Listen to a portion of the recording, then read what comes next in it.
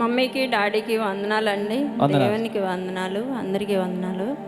నేను 2022లో కువైట్లో ఉన్నానండి. నర్స్గా పనిచేస్తున్నప్పుడు నాకు కరోనా ఫీవర్ వచ్చింది. ఓకే. వచ్చినప్పుడు కాళ్ళు ఫీవర్ అంతా తగ్గిపోయింది, కానీ కాళ్ళు నొప్పులు తగ్గలేదు. నరికేసుకోవాలన్నంత బాధ వచ్చేది.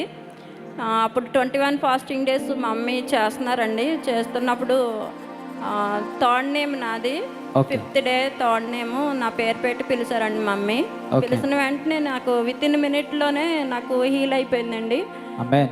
ఆమేన్. ఇంకో సాక్ష్యం ఏంటంటే, మా పాప 2022లో నవోదయ ఎగ్జామ్ రాసిందండి. నవోదయ ఎగ్జామ్ రాస్తే ఫస్ట్ లిస్ట్లో రాలేదు.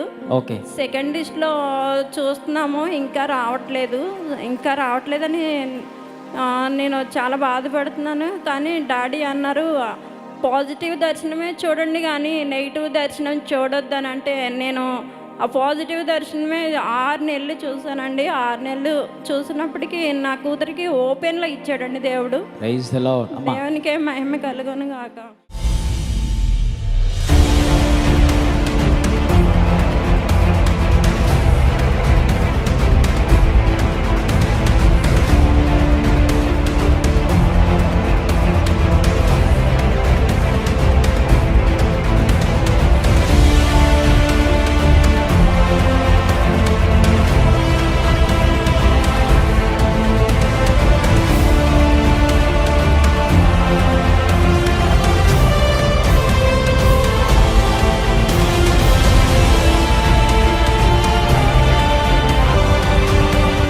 ముఖ్యంగా శనివారం ఎప్పుడు కూడా బెల్లంపల్లి రావాలి. శనివారం రండి. సువార్త ఉజ్జీవ సభ సాయంత్రం బెల్లంపల్లిలో 6 నుంచి 9 వ్యక్తిగతంగా ప్రే చేయించుకోవచ్చు. ఆదివారం బెల్లంపల్లిలో మొదటి ఆరాధనలో దైవజనులు ఉంటారు.